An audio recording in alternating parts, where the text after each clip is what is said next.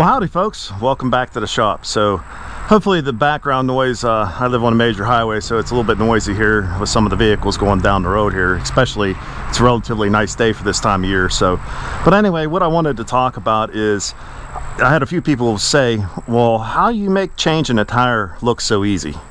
So I'm going to kind of show you how I change tires. I know there's other people out there who do it differently. This is how I was taught. We worked in a tractor trailer tire shop whenever I was a younger fellow there. So what I've learned from tires, I can change tires rather quickly. The hardest part for me to break down a tire is breaking the bead. That is the biggest problem that I have. Otherwise, changing a tire manually is very, very simple in my opinion. The smaller the tire you get, the harder it is to do. It's mainly because it can't stretch as much or move around as much as what you would like it to. The bigger the tire, a lot easier it is to do. The second biggest thing that a lot of people have a hard time with is airing up the tire, getting the beads to seat. You can use ether, you can use gas, you can use other propellants like that to get the bead to pop and blow out and get it to seal. I've done it all. They all work really well. You have to be extremely careful with that. There's a lot of people out there that I've seen on videos and stuff that put too much propellant in there and blow the tire off the rim, and I mean, that's just a disaster waiting to happen. What we always did was stick the tire, I don't know, 20 or 30 feet away from us. We'd spray it, make a path to it, throw a match, and it would pop, and then we'd start hitting it with air. That way we were away from it. And then also for tractor trailers, that was very common to do. And what we ended up doing there is we had a cage. We always aired up a tire in a cage just in case, because you do not know. So with that said, guys, let's get to kind of telling you how I change tires here. So one of the biggest things that I wanted to show, and that's kind of why I got two different rims here, is, you know, every rim is the same. So what you see, so this is off my truck and this is off of the golf cart. And you can see, actually let's turn it this way, what I'm talking about. So you have your high spots where your bead sits. Same with this tire here, or this rim. Hopefully it'll sit there. So you have your high spots here, just same thing as this. This is where your beads sit. All right, and then you have this long piece here, part of the rim there, that's actually your offset or whatever it is, I don't remember exactly. And then same with this, you know, this is the same exact way. So you see this dip here, you see this dip here. All rims are done like this, all of them that I've ever seen, been ever out there. Maybe not as deep as this, maybe not as this, but there's always a dish or a recess in these rims. So what I'm trying to get to is, whatever side this recess is on, that's the direction of the tire, the way it comes off of this rim. So if you look, this detent or recess is on this side, same with this one. So both of the tires, on the way it's sitting right now, come off of this way. Sometimes it's the back of the rim, sometimes it's the front of the rim. It depends. In this case here, it happens to be both the front side. The valve stem's on this side, on this one, and the valve stem doesn't always face the inside or the outside. It's just, it depends on what type of vehicle it is, what type of tire it is. My riding tractor tires, all the valve stems are on the inside of the rim, and both of these are on the outside, or the pretty side basically. So with that said, keep that in mind whenever you're doing the tire. So what you're doing is, whenever you break the tire down and you get the bead broke, the first side you break off is this side here. It's the closest side to the recess. So this, let's turn them both the same again, that way it's easier to see. So what I'm saying is, so this is the side you take the first bead off. So what you do is you break your bead down into here.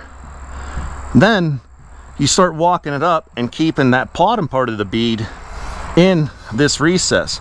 So this, what it does is allow you to basically work it off like an O-ring. You pull one side up and it gives the tire space to go into, and that's how you walk it up and over the rim. And the same thing whenever you get this side broke down and you get it pushed up here. What you do is you get that bead to sit into here, and then you pop it off, and it's actually rather simple to do.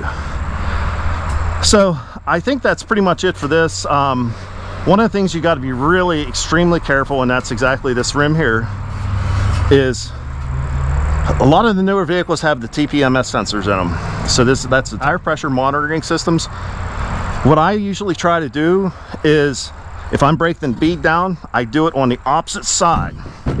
So if the valve stem's here, I break this bead down and work it down first. That way, whenever I'm doing that, if I don't hit it something and break this valve stem off or break the sensor off, because now you have to spend that extra money to get that sensor replaced or replace it, whatever.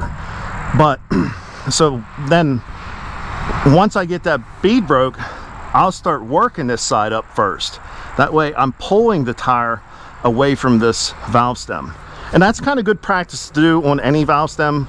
The older ones, such as this one here, it's not as big of an issue. You can pretty much do it however you want, anywhere you want, but it is kind of good practice to get into. So first you push it in here, pop this side up, and then you work it around and try to keep this side of the bead in this recess. So with that said, I do have a tire to change. It's laying over there. I already got the air out of it. I'm going to show you how to mount and dismount one of these tires. So you can see this tire. Here's the recess. So we know that this tire has to come off of this side. So what side I'm going to break down first then is the back side. So the bead is the hardest thing to break down, and I recently made a purchase, and let me tell you, it seems to be working out very well. This is a slide hammer bead breaking tool.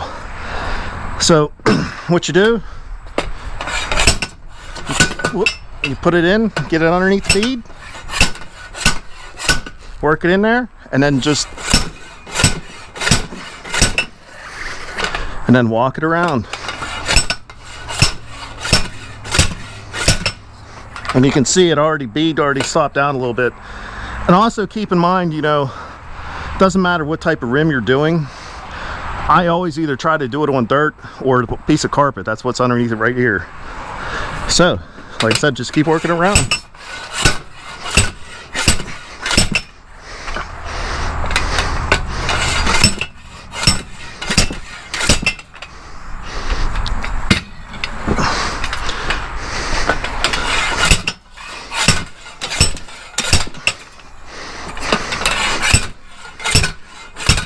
I don't know if you heard it, but once it finally breaks free, it makes a certain noise, and once you do it enough, you start getting used to that thud or the pop. So this bead is broke. Let's flip it over. And if you remember, what did I say about the valve stem? So I'm going to break the bead on this side.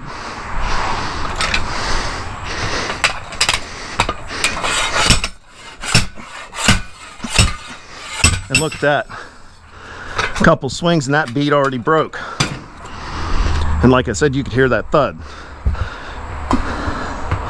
And there you go. Okay, so what I like to use is I actually have a couple spoons. I thought I had 3 of them, but I can only find 2.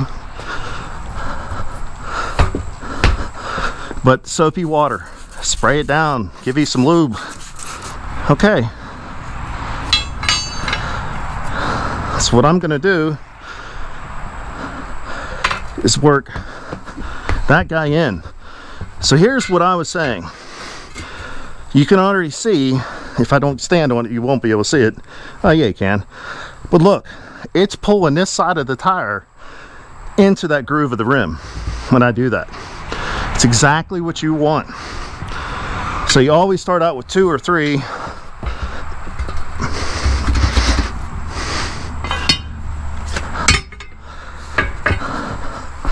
And then you just work it around.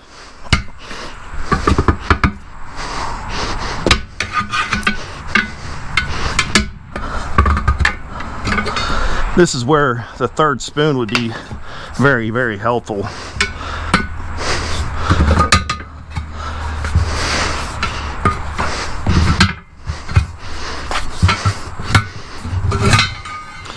And there you go.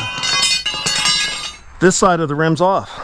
So you can see by getting that tire to sit down in that groove or that recess how much easier it is. So the second time side,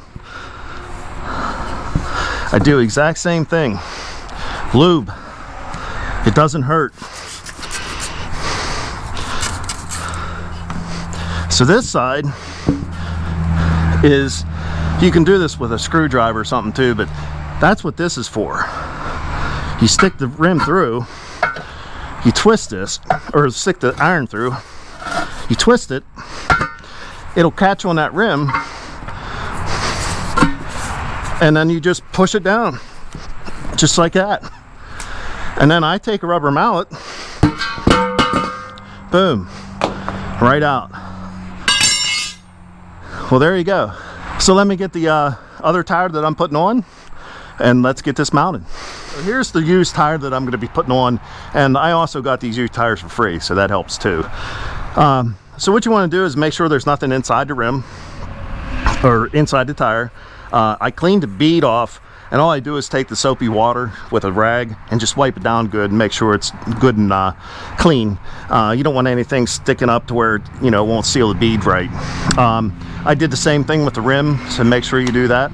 But other than that, let's go ahead and get the tire on. So the first thing I'm going to do is put some lube on it. So other than that,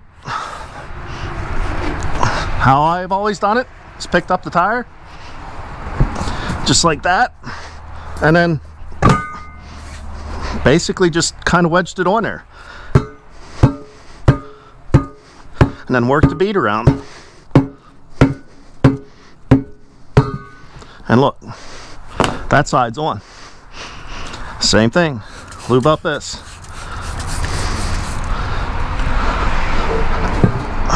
Now here, I'm going to work in the opposite. So the valve stem is over there. So I'm going to work the tire in that way. And what I was always taught is either stand on this side, get it to pop down in, because remember, you want that to sit down in that recess.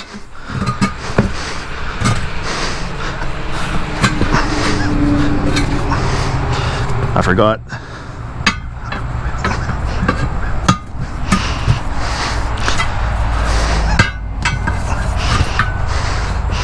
See how it fit down in that recess on that side?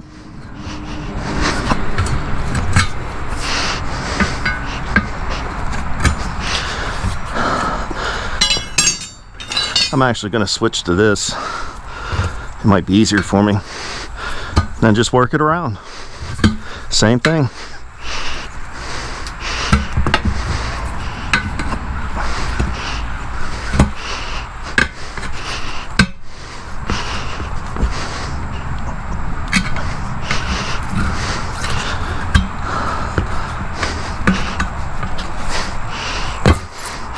And there you go. That tire's on that rim. I don't know how long it took me there, but it's not very long. It's actually really easy to do. So let's get our valve stem in it and get it aired up. All right, here's our valve stem.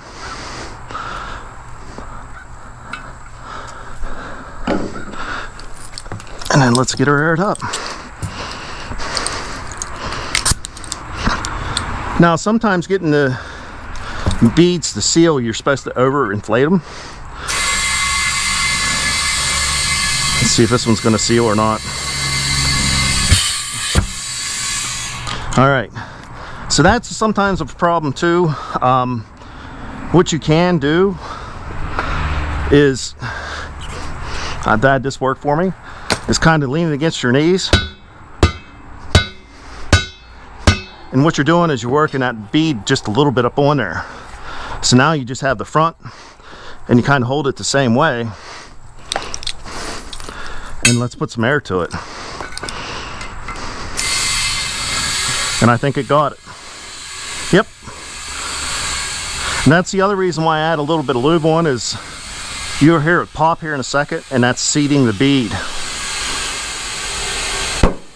It's one side. And there's the other side. This guy doesn't seem to be wanting to work for me, so I'm gonna have to use the other tester here. Okay, so we're not even close to the full PSI. So these tires get 75 pounds of air in them on both rears. I think the truck is 80 in the front and 75 in the rear.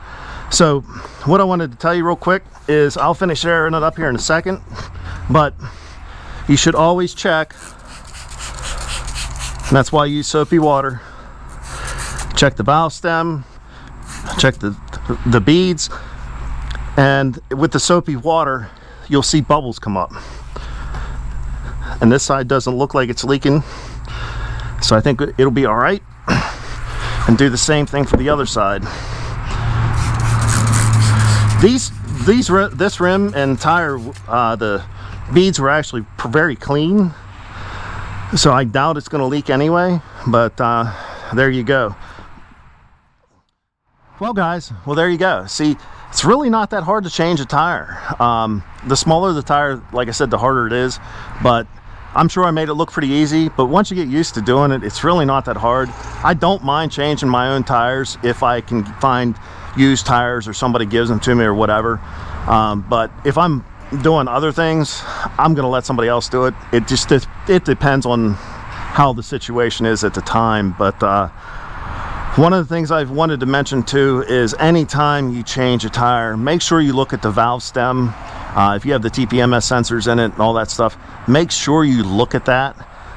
If they're starting to get any type of weather cracking or anything to them, change them. They are cheap enough, just change them. You can buy just the stem, and you can buy the sensor with the stem. On the other tires you can buy just the stems, and usually they're under $1 a piece. So keep that in mind. Sometimes it's better to have that warm fuzzy feeling than it is to eventually have a problem like I've had in the past. So with that said guys, I'm going to go ahead and get the other tire mounted for the other side. I hope you enjoyed the video, hope you learned something with it, and until next time, take care.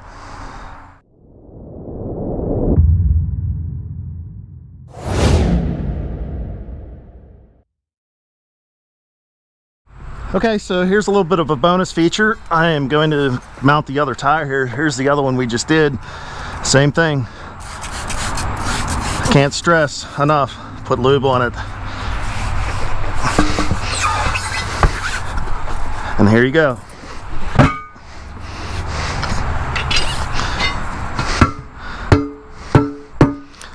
If I didn't stress or say before, you're hitting the bead right there. So keep that in mind. And right on.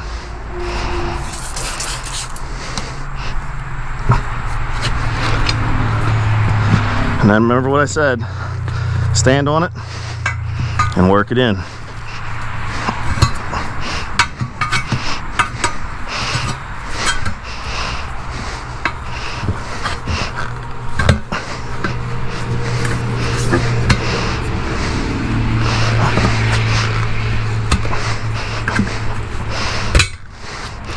There you go. Sometimes seating the bead, you don't want the valve stem in, so keep that in mind. Sometimes you want that rush of air. Since I didn't have any problems with the first one, I am going to go ahead and put it in.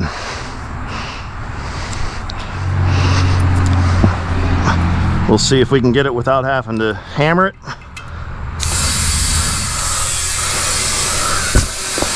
And we're not. So we're just gonna, like I said, just smack it a few times. Kind of helps seat it on there. And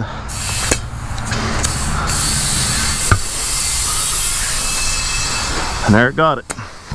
My valve tool here is getting old. You wait for it to pop. There's one side. And there's the other side. One thing before I forget, I know it's in the bonus feature, so hopefully some of you watching this, if you notice, I am not balancing these tires. I don't have a balancer, My uncle is actually coming next weekend, and he has a balancer. So the plan is we'll just pull him off real quick and throw him on his balancer, and then we'll be good to go. So keep that in mind. You should have them balanced. I've ran them without balanced, and a lot of times you don't even notice it, and then there's other times where you do notice it. All right, guys, thanks for sticking around if you did, and until next time, take care and hope you enjoyed it. Please hit that like and subscribe button if you can as well. Again, man, take care.